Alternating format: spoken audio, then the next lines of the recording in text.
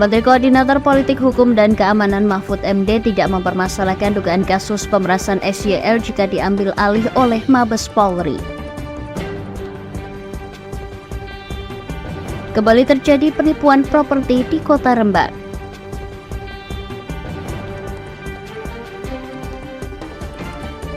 Aksi pencurian tukar motor butut terekam kamera CCTV.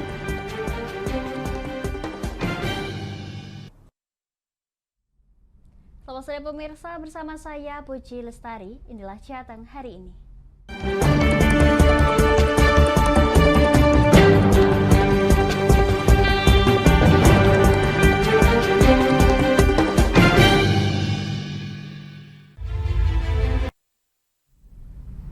Pemirsa, Menteri Koordinator Politik Hukum dan Keamanan Menko Polhukam Mahfud MD tidak mempermasalahkan dugaan kasus pemerasan terhadap mantan Menteri Pertanian Syahrul Yassin Limpo oleh Ketua KPK Firly Bahuri diambil alih oleh Mabes Polri. Namun pengambil alihan penyelidikan tersebut harus dilakukan secara profesional dan tidak serta-merta sebagai unjuk kekuatan. Kasus dugaan pemerasan terhadap mantan Menteri Pertanian Syahrul Yassin Limpo oleh Ketua KPK Firly Bahuri saat ini terus bergulir. Meski sudah naik dalam tahap penyidikan, namun polisi belum menetapkan Firly sebagai tersangka dugaan pemerasan. Menteri Koordinator Politik Hukum dan Keamanan Menko Polhukam Mahfud MD saat berkunjung di Museum Masjid Jamilah Rembang, Jawa Tengah, mempersilahkan jika kasus dugaan pemerasan tersebut diambil alih penanganannya oleh Mabes Polri.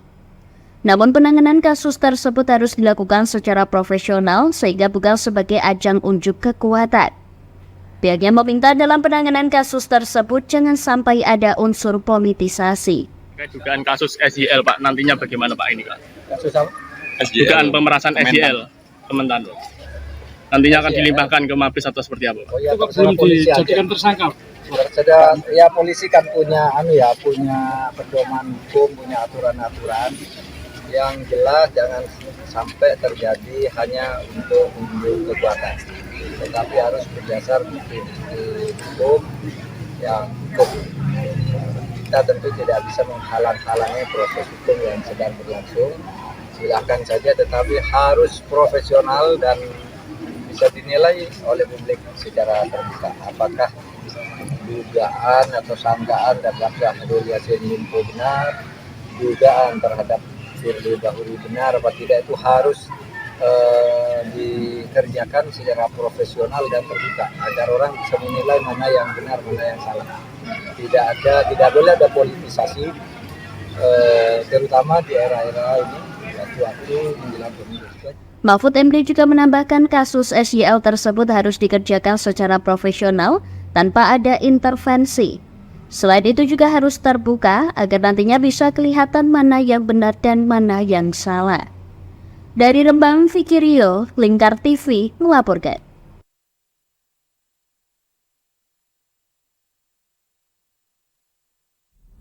Masih di Kota Rembang pemirsa, kasus manifestasi terkait dengan properti kembali terjadi di Kota Rembang. Pembelian tanah kapling yang sudah di DP korban tidak ada kelanjutan dari pihak pengembang. Sudah hampir 1 tahun, korban mengaku tidak mendapatkan informasi perkembangan, hanya mendapatkan janji semata.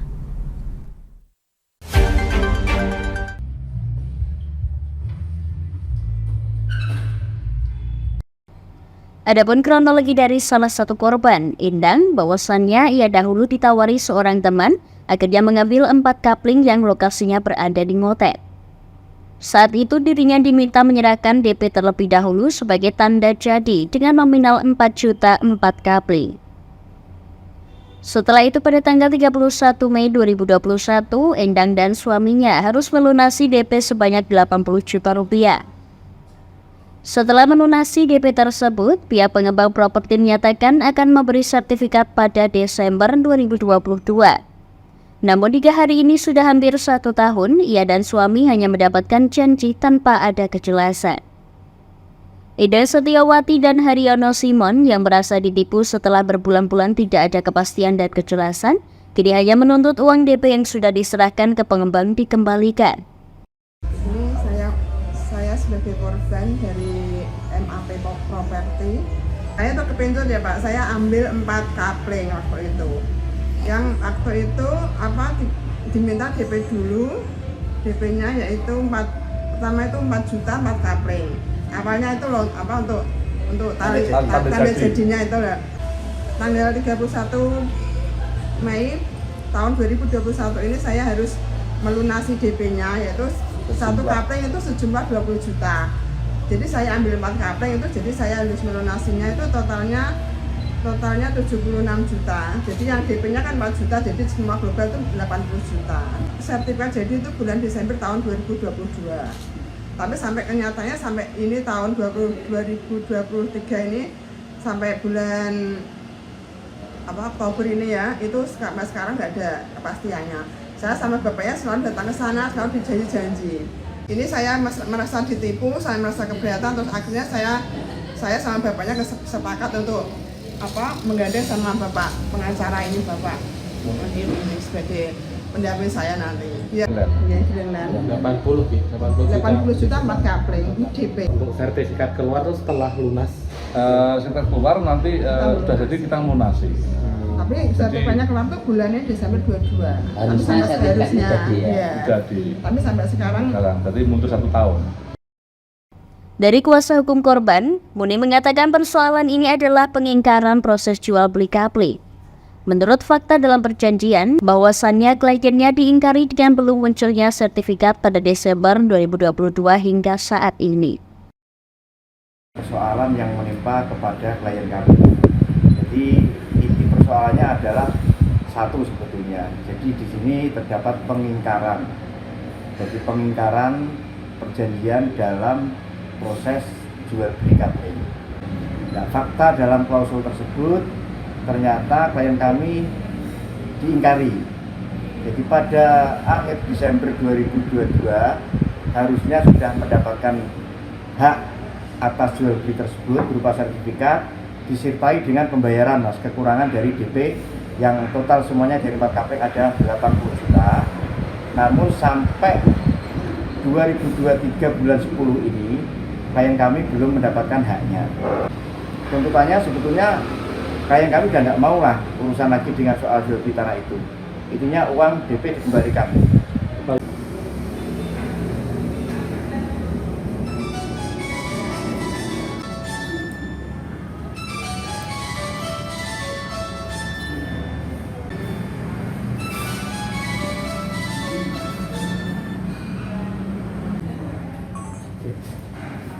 Pak Ngapunten kalau background-nya panjenengan seperti Ia juga menambahkan terhitung sudah hampir 1 tahun korban belum mendapatkan hak yang harusnya diterima. Dari Rembang, Vicky Rio, Lingkar TV melaporkan.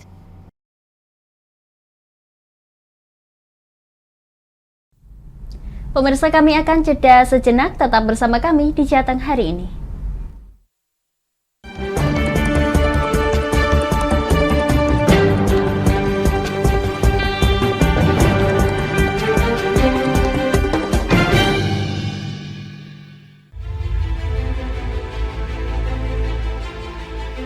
Memberikan pinjaman uang kepada saya dengan bunga 8% per bulan. Membedah opini narasumber, menggali lebih dalam untuk mendapatkan perspektif baru yang lebih faktual. Masalahnya, nota perbaikan kapal itu semua ada di saya. Kenapa Tomo bisa menunjukkan? Demi mendapatkan informasi yang solutif dan terpercaya. Dalam Bedah Opini, setiap Rabu jam 11 siang hanya di Lingkar TV.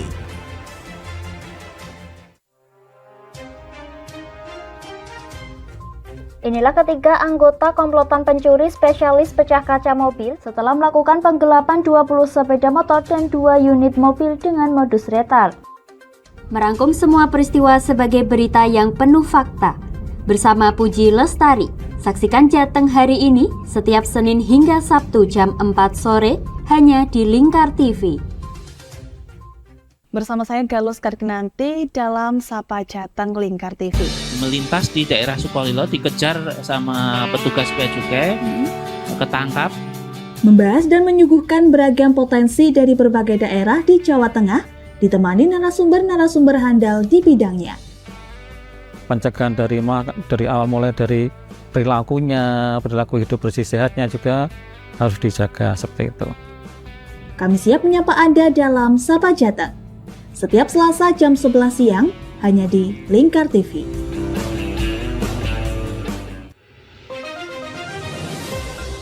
Modus kedua pelaku ini berpura-pura kehabisan bahan bakar kendaraan. Setelah pelaku dibantu, mereka kemudian melakukan kekerasan dan mengambil paksa sepeda motor korban. Saat tiba di lapangan terbang Okbab, rombongan langsung dihadang 5 orang yang mengaku sebagai anggota KKB.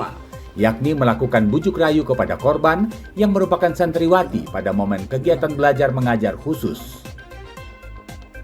Menyajikan informasi-informasi hangat dan terpercaya bersama Kabar Indonesia setiap Senin hingga Sabtu jam 7 pagi hanya di Lingkar TV.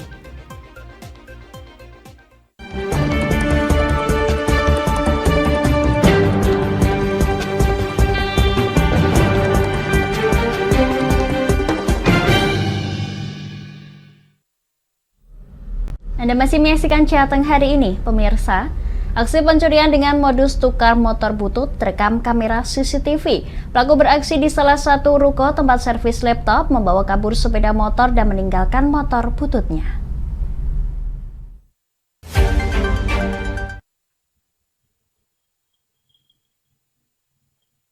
Inilah aksi pencurian sepeda motor di Jalan Labuhan Raya, Kelurahan Karangtempel, Kecamatan Semarang Timur, Kota Semarang yang terekam CCTV. Dalam aksinya, pelaku yang datang seorang diri memarkir motor buntutnya di samping motor milik korban yang merupakan karyawan toko. Saat korbannya berada di dalam toko, pelaku langsung membawa kabur sepeda motor milik korban. Korban juga terlihat sempat mengejar pelaku namun gagal. Salah seorang rekan korban mengatakan dirinya sempat curiga dengan kedatangan pelaku yang mengendarai sepeda motor butut. Awalnya, karyawan toko mengira pelaku adalah customer. Namun tak berselang lama, pelaku justru membawa kabur motor milik korban. Ada customer, kalau ada customer kan mesti persiapan kan Pak. Nah, kok nggak masuk-masuk dan masnya itu juga tahu, dikiranya juga customer. Nah, ditunggu nggak masuk-masuk, tak kirain nyari kertas buat ngambil produk di sini. Ternyata buka HP, terus telepon. Nggak tahu itu telepon beneran atau enggak. Saya terus ngeliatin kok telepon, terus pindah ke posisi motornya ke Mas Didi, ke teman saya. Nah, waktu itu terus aku kok setangnya bisa dilurusin. Terus tak tanya sama teknisi saya, tak tanya, Mas, motorku udah mbok kunci setang belum? Dia baru ngehnya itu, terus dia ngerabas sakunya itu kan ada kunci, ternyata bukan kunci motor, kunci ruko. Nah, terus pas udah kejadian mundur motornya, baru dia teriak lari. Mendapat informasi pencurian, personil Polsek Semarang Timur langsung mendatangi lokasi dan meminta keterangan sejumlah saksi dan mengamankan hasil rekaman CCTV. Terkait penanganan curanmor kemarin seperti apa? Jadi kemarin betul perlu kita sampaikan dari Polsek Semarang Timur, kemarin kita mendatangi TKP adanya perkara curanmor yang terjadi di Jalan Labuhan, Kelurahan Karangtempel.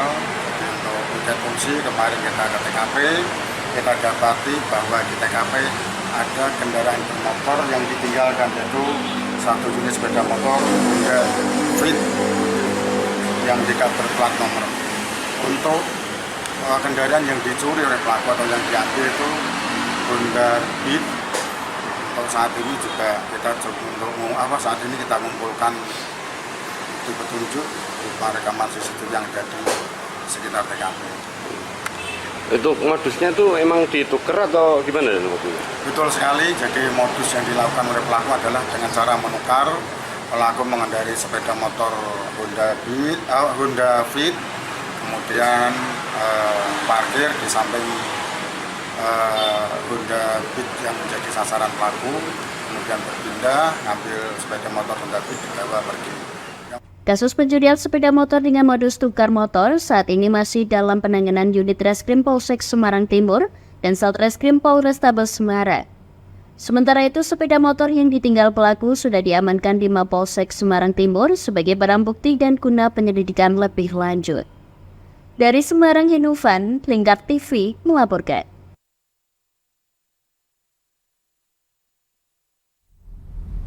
Pemirsa, pertandingan Persipa versus Detlas Sidoarjo menuai kekecewaan di kubu Persipa. Gol yang tercetak di 1 menit terakhir di babak kedua oleh bek tengah Persipa yakni Jacob serta kepemimpinan wasit Lawis Rido saat memimpin laga.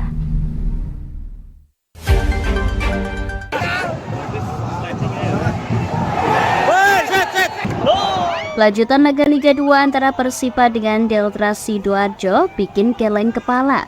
Laga yang digelar Minggu 15 Oktober sore lalu di Stadion Jogosumo Pati diselimuti kekecewaan dari Patifosi. Hal ini lantaran skor berakhir imbang 2-2 dengan akhir yang mengejutkan. Kedua tim mulanya bermain lepas dengan masing-masing menarget poin penuh. Pada tambahan waktu babak pertama, pemain Detlas Wisal El Burji berhasil membobol celah penjaga gawang Persipa Abirama lewat bola pantul. Skor pun menjadi 1-0. Tertinggal 1 poin, membawa Laskar Saridin membombardir lawan dan membuahkan hasil gol Imam Witoyo pada menit ke-57, serta Freddy Ninggan pada menit ke-67. Namun situasi berbalik ketika Jacob Nikanor Yombi Epandi melakukan gol bunuh diri setelah sapuannya masuk ke kandang sendiri. Nazar Mustafa selaku pelatih Persipa menuturkan kekecewaannya bukan karena gol bunuh diri, namun atas kepemimpinan wasit Lawis Rido. Kita sangat kecewa sekali ya. Kita sudah bisa pendek bagaimana satu hanya kurang 1 menit. Kita kebobolan. Jadi tidak bisa dibayangkan cari poin di kandang sangat sulit sekali. Ini ada kejadian sudah di depan mata, ya kan? Kalau menyalahkan mainnya sudah maksimal ya. Dan yang menyayangkan keputusan wasit yang dilakukan. Kenapa dia wasit ngasih kartu? Kan itu ada sebabnya. Ada pelanggaran. Kenapa setelah dilakukan baru ngasih kartu? Pihaknya kecewa lantaran di momen 1 menit terakhir babak kedua sebelum tercetaknya gol bunuh diri, wasit tak meniup peluit. Ketika pemain Detlas Muhammad Idris melakukan hal tak terpuji karena kedapatan memasukkan sikut ke wajah Sultan Ziko. Jika wasit meniup peluit di momen ini, gol bunuh diri tidak akan tercipta. Kendati demikian, kartu merah harus didapati Idris di detik akhir pertandingan.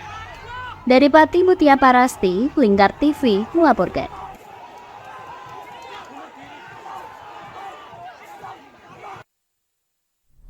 Pemirsa, kami akan jeda sejenak, tetap bersama kami di Jateng hari ini.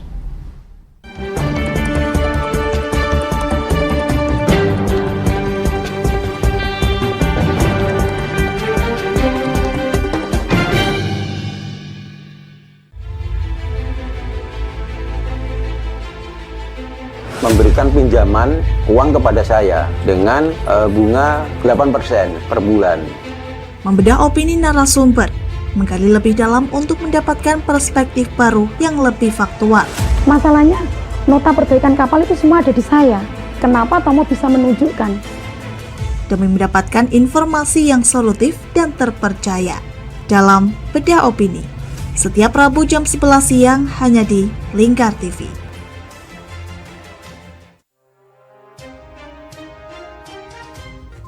Inilah ketiga anggota komplotan pencuri spesialis pecah kaca mobil setelah melakukan penggelapan 20 sepeda motor dan 2 unit mobil dengan modus retard.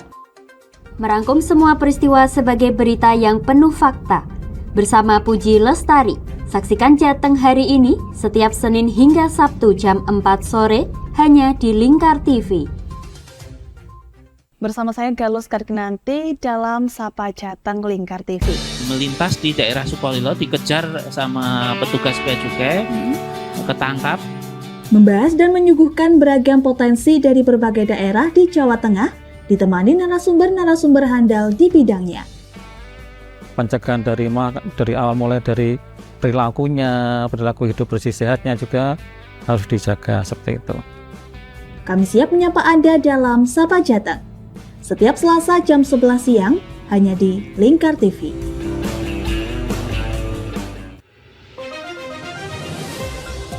Modus kedua pelaku ini berpura-pura kehabisan bahan bakar kendaraan. Setelah pelaku dibantu, mereka kemudian melakukan kekerasan dan mengambil paksa sepeda motor korban. Saat tiba di lapangan terbang Okbab, rombongan langsung dihadang 5 orang yang mengaku sebagai anggota KKB. Yakni melakukan bujuk rayu kepada korban yang merupakan santriwati pada momen kegiatan belajar mengajar khusus. Menyajikan informasi-informasi hangat dan terpercaya bersama Kabar Indonesia setiap Senin hingga Sabtu jam 7 pagi hanya di Lingkar TV.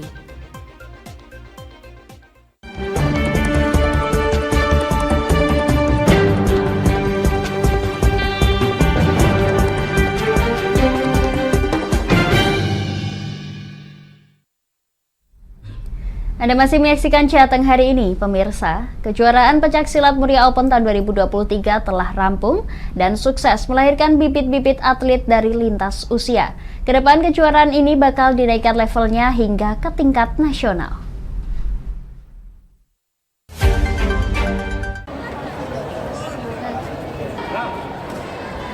Kejuaraan pencaksilat Muria Open 2023 resmi rampung pada Minggu 15 Oktober sore kemarin. Tak hanya atlet lama yang makin melaju kemampuannya, atlet baru pun tak mau kalah tunjukkan aksinya. Pada babak final, euforia penonton semakin riuh. Ragam tendangan, tangkisan, dan adu strategi para atlet membuat penonton terus bersorak mendukung jagoannya untuk dapat tuntas dan mengalahkan lawan. Di momen pasca pertandingan turut dikalungkan medali emas dan perak bagi para juara. Ketua Panitia Mausodikin mengaku bersyukur atas tergelarnya kejuaraan ini. Banyaknya atlet lama yang rindu berlaga, serta lahirnya atlet muda dengan keterampilannya menandakan pembinaan pencaksilat di area Muria Raya telah merata. Atas pencapaian ini, gelaran ini nantinya bakal ditingkatkan ke level nasional. Jadi kita coba untuk sampai ke luar provinsi. Oke. Pak, mungkin sedikit cerita terkait tadi pada saat final tadi peserta seperti apa Pak ya, dari sebelumnya? Semestinya kalau final itu memang euforia luar biasa, ya. Karena masing-masing punya punya gengsi, punya kepentingan yang menjadi juara. Makanya beberapa tadi memang saya lihat sendiri itu antusias dari official maupun penonton maupun pendukung dari masing-masing kontingen itu luar biasa. Dari hasil perolehan medali, diakumulasikan tiap perguruan maupun instansi dari kategori usia dini, pra-remaja dan remaja, dan juara umum akumulatif diraih oleh kelas khusus olahraga SMP Negeri 3 Semarang, dengan perolehan medali 10 emas, 1 perak, dan 1 perunggu. Ahmad Saif Maulana, pelatih kelas khusus olahraga SMP Negeri 3 Semarang, menuturkan di kejuaraan pencaksilat Muria Open 2023, pihaknya menerjunkan 14 atlet yang dilatih selama 1 bulan penuh. Alhamdulillah kami dari SMP 3 Semarang berhasil mendapatkan juara umum 1 di kategori para remaja dan juga menjadi juara umum 3 di kejuaraan Muria Open. Jujur ini merupakan salah satu pencapaian terbaik kami dari SMP 3 selama menjalani pertandingan. Karena di sini kami membawa siswa kelas 7 dan juga siswa kelas 8. Jadi ini benar-benar pencapaian sangat luar biasa yang sudah dicapai sama SMP 3 Semarang. Pihaknya mengaku senang kejuaraan pencaksilat Muria Open 2023 memiliki masa tanding yang cukup banyak yang dianggap sangat jarang di Indonesia. Ia berharap kedepannya kejuaraan tersebut bisa kembali terlaksana dengan semakin bertambahnya peserta. Dari Pati Mutia Parasti, Lingkar TV melaporkan.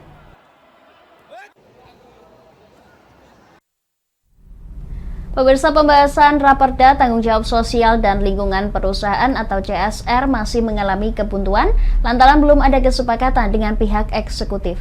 Jadi perusahaan di Pati diundang di kantor DPRD Pati untuk membahas perihal CSR.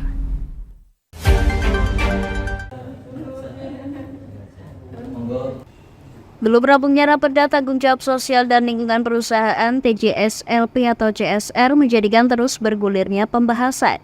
Salah satunya digelarnya rapat koordinasi dengan Badan Perekonomian, Kesejahteraan Masyarakat, Bank Jateng, BPR BKK Pati, BPR Bank Daerah, PDAM Pati dan juga Rumah Sakit Keluarga Sehat. Pertemuan ini dilatar belakangi besarnya persentase angka CSR yang masih dirembuk bersama, mengingat jumlahnya yang berbeda di tiap instansi maupun badan usaha. Sehingga melalui Raperda CSR diharapkan terdapat besaran angka, batas minimal 2% dan terdapat forum TJSLP. Kendati demikian, pembahasan terhalang oleh pihak eksekutif yang menginginkan tidak dibatasinya persentase CSR. Soekarno selaku Ketua Pansus Komisi B DPRD Pati menuturkan dengan adanya forum ini diharapkan dapat merekap besaran nominal yang telah dikeluarkan perusahaan maupun badan usaha supaya dari DPRD Pati dapat mengawasi. Forum ini pun dapat dikoordinatori oleh sekretariat daerah, tokoh agama maupun masyarakat, sehingga dengan adanya forum ini terdapat kejelasan CSR yang telah dikeluarkan perusahaan. Karena sejauh ini belum ada pelaporan pasti nominal yang telah dikeluarkan untuk CSR. Perusahaan A mengeluarkan ini untuk apa saja lah. Nanti sewaktu-waktu Dewan itu bisa memanggil forum. Raperda ini kemacetannya di situ. Kita yang ada di Pansus, saya selalu ketuanya, saya bersikukuh dulu dari awal 2,5 turun 2%.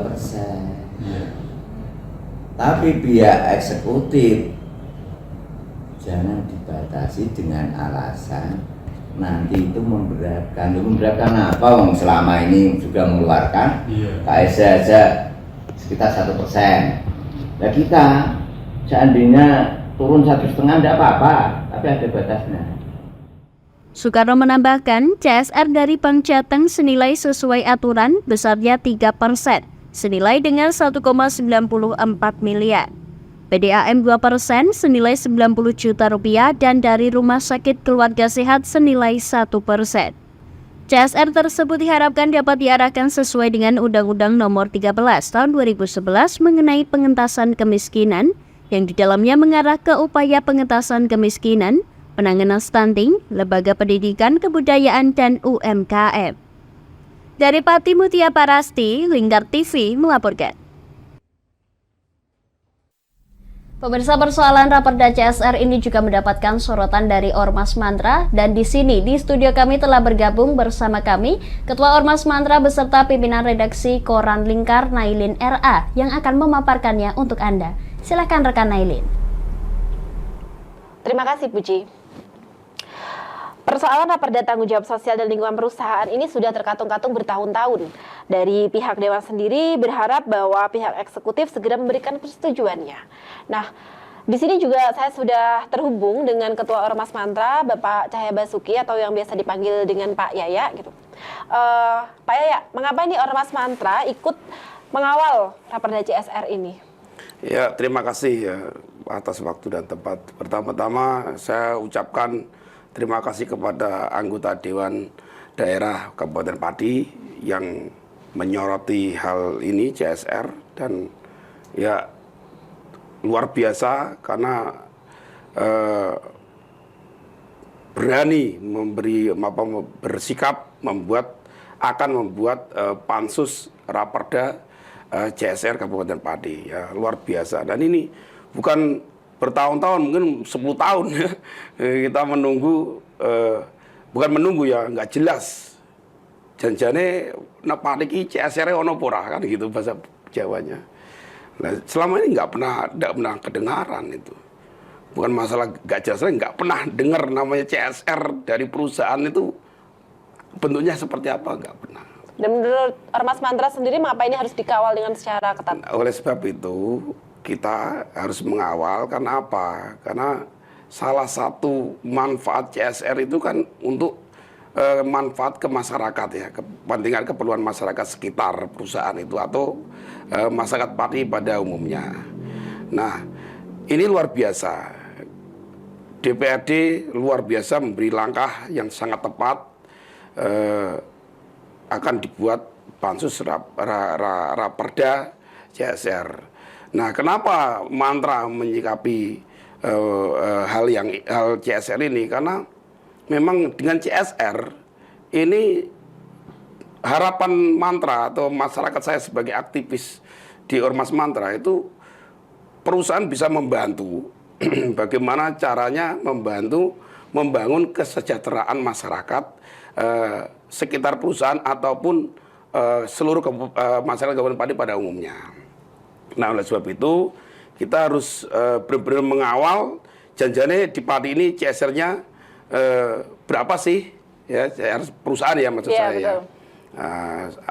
Contoh aja kayak Bank Jateng ya, di Pati. Nah, saya dengar Bank Jateng aja, saya dengar 1 tahunnya itu CSR-nya itu 1,8 sampai lebih. Bahkan tahun ini malah 1,9 triliun miliar ya. Bayangkan ini baru satu perusahaan. Padahal di Pati ada begitu banyak perusahaan. Nah, oleh sebab itu bayangkan kalau ini benar manfaatnya adalah, kalau peruntukannya adalah untuk membantu kesejahteraan masyarakat Pati, tentunya bagaimana masyarakat Pati nggak terbantu, luar biasa. Kita banyak perusahaan di sini, walaupun nggak sehebat daerah lain, tapi paling nggak Pati bisa nggak manfaat CSR itu maksimal untuk peruntukannya dipakai untuk masyarakat. Menurut Pak Yaya sendiri ini apa yang harus dilakukan Pemkab?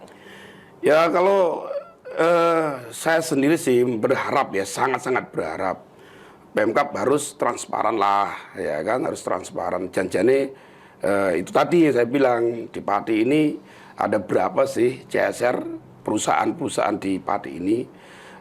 Kalau memang Pemkab peduli dengan masyarakat Kabupaten Pati, tentunya kan harus terbuka manfaat pemakaiannya itu ya, terbuka, dan tentunya harus ada controlling ya, atau pengawasan lah lebih tepatnya mungkin ya.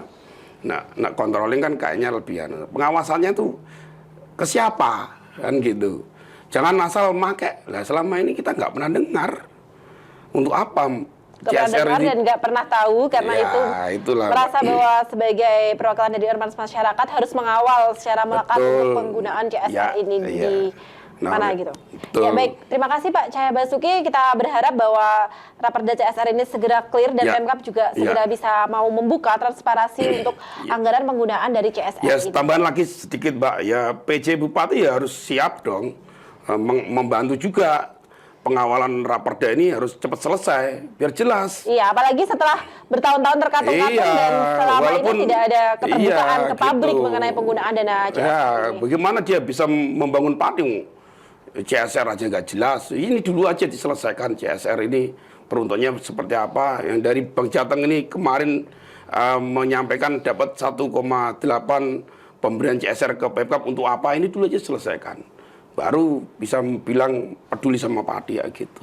Baik. Ya, terima kasih. Ya, terima kasih juga Pak Yaya, dan kita harapkan bahwa Raperda CSR ini bisa segera clear dan tuntas, dan kita juga berharap bahwa Pemkab Pati bisa mengakomodir daripada aspirasi dari Ormas Mantra ini untuk transparansi anggaran CSR.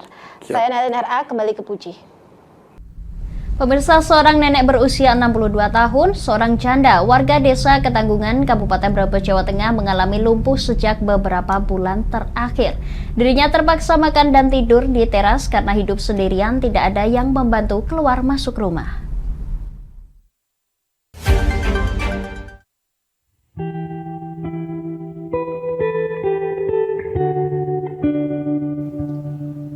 Muzalfa berstatus janda setelah suaminya meninggal dunia 2 tahun lalu. Janda lumpuh ini tinggal sebatang kara di rumahnya yang berlokasi di RT 3 RW 2 Desa Ketanggungan, Kecamatan Ketanggungan, Kabupaten Brebes. Muzalfa tak memiliki satupun anak sehingga tak ada yang bisa membantunya berobat ke rumah sakit. Muzalfa mengaku belum pernah berobat ke dokter lantaran tidak memiliki biaya. Bahkan untuk sekedar makan saja, ia harus mengandalkan belas kasihan para tetangganya. Kondisinya yang lumpuh membuatnya tak bisa melakukan aktivitas apapun. Ia pun terpaksa tidur di teras rumahnya yang ditutupi dengan tirai lusuh. Tirai ini digunakan untuk menangkal hawa dingin saat malam hari. Muzalfa tidur di sofa yang sudah rusak dan lusuh.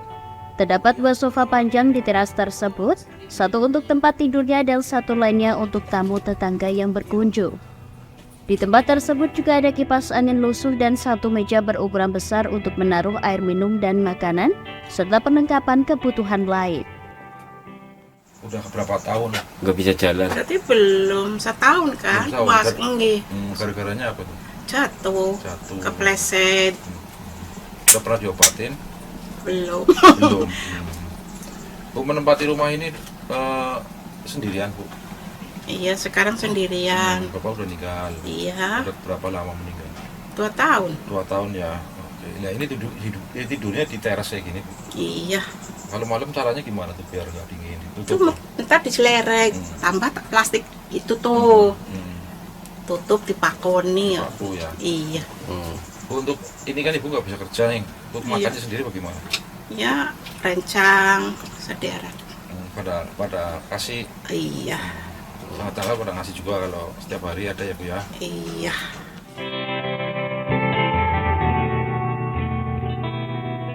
Ketua RT 3 RW 2 Sunanto mengatakan selama ini Bu Zalfa hanya mengandalkan belas kasihan tetangga untuk kebutuhan sehari-hari. Tak sedikit tetangga yang sering mendatanginya untuk membantu maupun sekedar berbincang dengannya. Kondisinya emang lagi sakit, Pak. Udah lama mungkin dari sebelum saya menjabat emang dari RT yang dulu emang udah seperti udah sakit gitu. Dari pihak warga sering bantu untuk kehidupan sehari-harinya gitu. Kalau dari pihak keluarga ya sering ya, Pak. Dari warga ya. Oh, dari warga ya kemungkinan ada, cuman kan mungkin nggak tahu, Pak ya. Iya. Soalnya kan kemungkinan ada yang ngasih tanpa pengetahuan dari saya apa gimana. Bu Zalfa tak memiliki KTP maupun KK lantaran telah hilang sebelum ia lumpuh. Ia pun tidak memiliki BPJS untuk berobat ke rumah sakit, sehingga sampai sekarang hanya bisa pasrah. Dari Brebes, Bus Fadila, Lingkar TV melaporkan.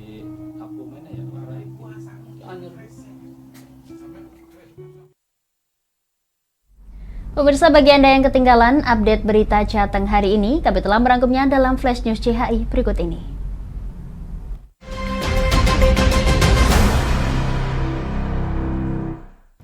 Menteri Koordinator Politik Hukum dan Keamanan Menko Polhukam Mahfud MD tidak mempermasalahkan dugaan kasus pemerasan terhadap mantan Menteri Pertanian Syahrul Yassin Limpo oleh Ketua KPK Firly Bahuri diambil alih oleh Mabes Polri.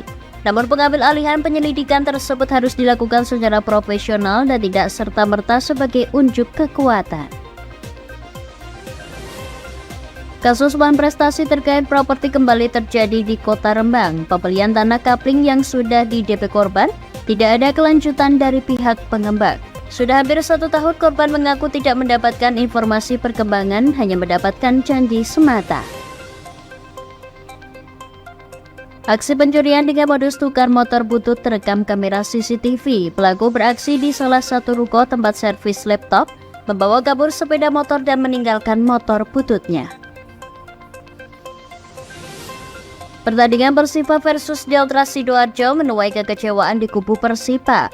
Gol yang tercetak 1 menit terakhir di babak kedua oleh bek tengah Persipa, Jacob Nikanor Yaumbi Pandi, serta kepemimpinan wasit Lawis Rido saat memimpin laga.